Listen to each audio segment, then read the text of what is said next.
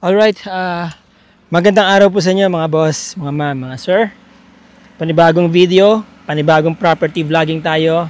This time, ipe-present ko po sa inyo itong farm lot, 6,000 square meters na farm lot. Ito yung kanyang road of access. Tignan natin muna sa drone yung farm lot.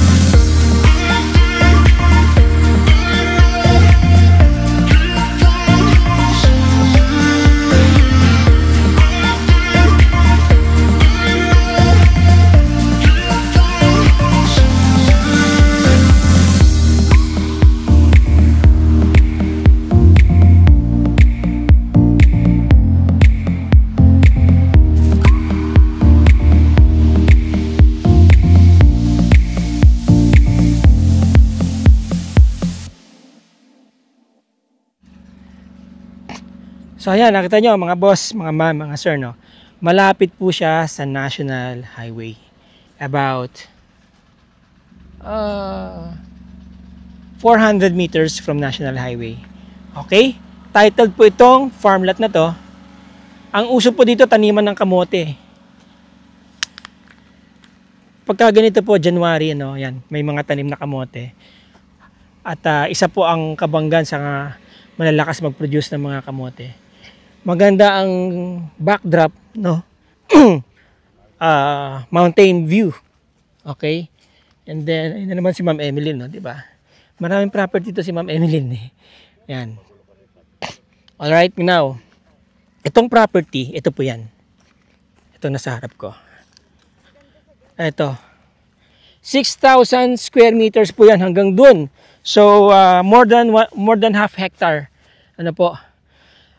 Okay, ang tinanong ko kanina, sabi ko, paano ang right of way? Kasi may konting portion dito na putol doon. Ang sabi sa akin ay yung seller na daw bahala, bibili daw po siya ng konting portion dito para gawing right of way para meron po kayong access dito. Okay, so kung 6,000 square meters po ito, malamang ang frontage nito nasa 30 siguro yan. Pagkatapos ang haba nito nasa around 200 meters. Mahaba po, ano? Mahabang property. Napakainam po nito gawing isang, alam niyo na, farm. Pwede kayong maglagay ng, yung pong nakikita natin doon na dead end doon, irrigation po yan. Hanggang doon. So may irrigation po itong property, ano po itong farm lot. Okay? Pwede rin yung gawing itong parang, alam niyo na, paggawa kayo ng bahay dyan, tapos meron kayong farm. Diba? That's right. Alright? So, ito, meron ditong manukan, pero don't worry, pinasara na po yan kasi dumadami na po ang residente dito sa area na to. Now, dito, somewhere dyan, malapit lang, no? Actually, pwede kayong dumaan dito sa kalsada na yan. Nandyan yung Kapitakan Falls. Ayun yata, Kapitakan Falls. Dinadayo na po yan ng mga turista dito. Alright, ang ganda ng backdrop, mga boss, mga sir, no? At malapit lang din to sa mga beach resorts. Again, this is Cabangan, so this is about 4 hours drive from Metro Manila.